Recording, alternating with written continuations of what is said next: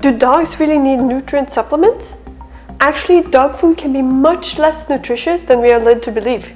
And a lot of the nutrients in there may even be synthetic, which will of course never compare with real food nutrients. I'm about to show you a nutrient supplement that does not come in the form of a pill or a powder. It's actually a whole food. And it's not only mind-bogglingly powerful, a lot of dogs love it.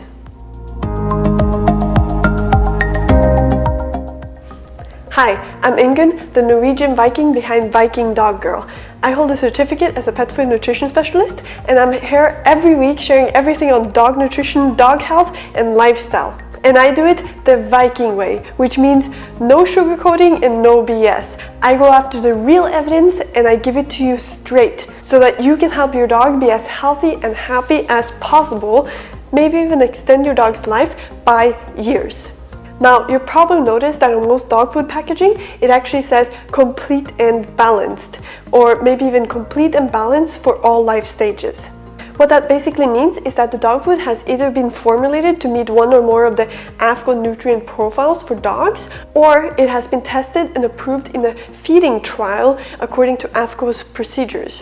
What I think most people don't know is that the nutrient profiles, as well as the feeding trials, are highly flawed.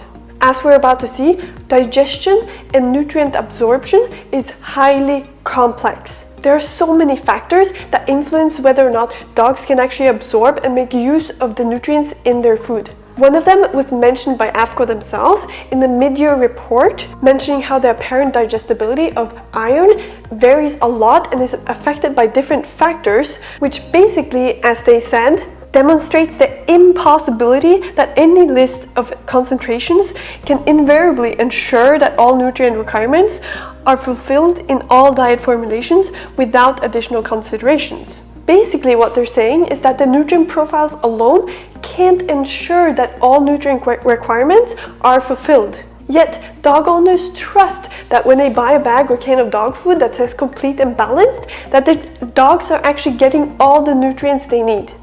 There's something wrong here, right? I mean, even if a dog doesn't get sick after just eating one meal, that doesn't mean the dog isn't lacking important nutrients over time and could develop all sorts of health problems down the line. And in addition, ingredients used in dog food may not only be unnatural for dogs to eat in the first place, a lot of the nutrients in those foods may actually be unavailable for our dogs to absorb. And to fill the gaps, as a lot of people say, dog food manufacturers often add vitamin and mineral mixes to their food. And this may include synthetic nutrients. Doesn't sound very healthy and nutritious, does it?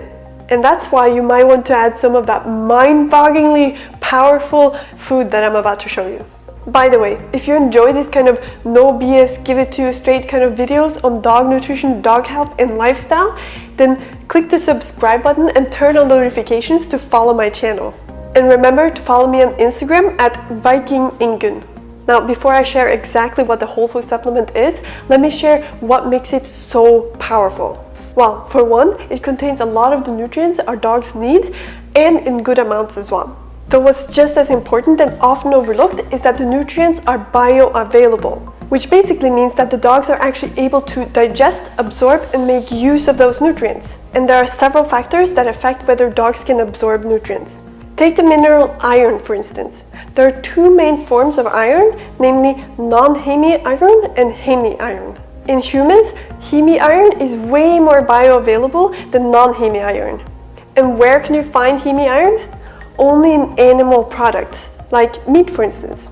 Now, our dog's digestive system is actually quite similar to our own. And just think about this, if we humans can digest certain nutrients that are found in meat better than those nutrients found in plants, it's pretty safe to assume that our carnivore dogs would be able to digest the nutrients in meat just as well as us, and from the plants just as badly as us, right? As the National Research Council, or the NRC, states, it appears that the absorption and bioavailability of iron in dogs, and presumably also in cats, can vary enormously from close to 100% to less than 10% depending on the ionic form of iron in the diet, iron status, dietary iron concentration, and several other factors. As mentioned, digestion is a complex system and there's so many factors playing a role here that we simply cannot write down a list of nutrients and assume our dogs will do great as long as those nutrient profiles are met. Nature just isn't designed that way. Now, another factor that may affect whether dogs can absorb certain nutrients is whether other specific nutrients are also present in the food. Just think about fat-soluble vitamins, for instance. You may have heard that vitamin D is better absorbed when taken together with fat. And before I reveal that powerful whole food supplement, let me just mention one more factor that affects whether our dogs can actually absorb the nutrients in the food you feed, namely the presence of other limiting substances. Like for instance, anti-nutrients that limit or inhibit the body from actually absorbing nutrients. And just so you know, this in general applies to us humans as well. Let's take the mineral zinc as an example this time. As the NRC states, most animal products and seafood are relatively free of constituents that interfere with zinc absorption and, as mentioned previously, amino acids derived from meat digestion may actually improve the absorption of zinc. So meat seems to be in the clear when it comes to those limiting substances. On the other hand, vegetable products are more likely to contain chemicals that interfere with zinc absorption, the most notable of these being phytate. Phytate is present in many plant sources, including cereals such as corn, wheat, and rice, and oilseed meals such as soy, peanut, and sesame. And some of these foods are very common in dog food. And to make matters even worse, there is some evidence that extrusion cooking may inhibit the degeneration of dietary phytic acid in the gut compared to other cooking methods, resulting in less efficient absorption of zinc in extruded pet foods. Ouch! It's not looking very good for dog food, is it? Now, there's a lot more to this, a lot more I could share, though I think it's time to reveal that mind-bogglingly powerful whole food supplement, namely liver. Now, remember, a lot of dogs love liver. You can even make dog treats out of liver alone, and dogs absolutely love these treats. I'll share a link below this video that shows a super simple recipe in case you're interested. So, what makes liver such a powerful nutrient supplement? For one, it contains so many and so much of the nutrients that dogs actually need.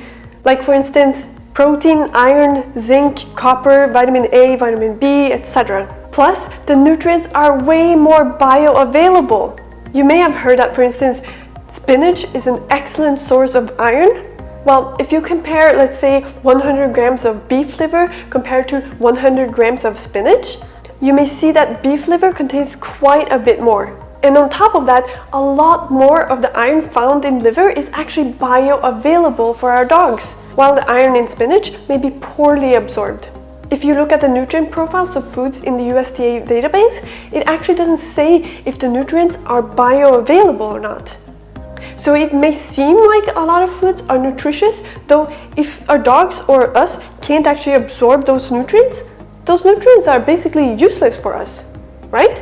That's why you should always be skeptical when someone tells you one specific food is an excellent source of specific nutrients. Because even if the food contains a lot of those nutrients, if the nutrients are unavailable to us, they mean nothing. Now, how can you add liver to your dog's diet? So, chicken liver and beef liver are probably the easiest to find. A lot of regular supermarkets sell them. One important thing to remember is that liver is indeed powerful and is very different from what most people feed their dogs. So feeding only a tiny bit to begin with is a good idea.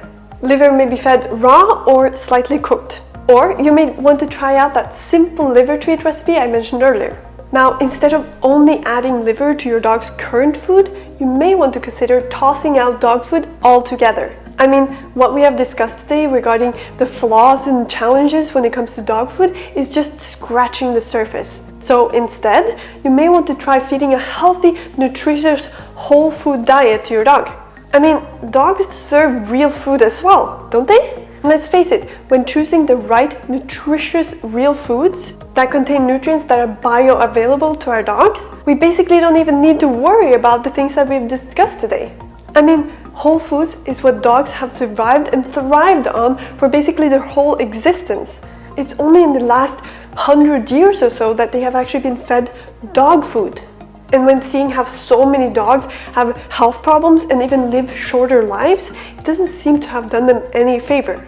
Now, it's important to feed the right, real foods to our dogs because they need food that's nutritious and bioavailable. However, feeding such a diet can be simple and it can even be pretty quick. No cooking required. Want to find out how you can feed such a diet to your dog? Then you should check out the Viking Dog Diet System. A step-by-step system that's based on science that shows you how to feed a highly nutritious, natural, bioavailable, real food diet that's also delicious in a simple way, including meal examples and how to transition your dog to this new diet. Dogs deserve real food, right? If you want to check it out, then head over to vikingdogdiet.com right now. I hope you've enjoyed this video, and if so, then give it a thumbs up and share it with your friends and family. Say hi to your beautiful dog for me, and I'll see you next time. Bye.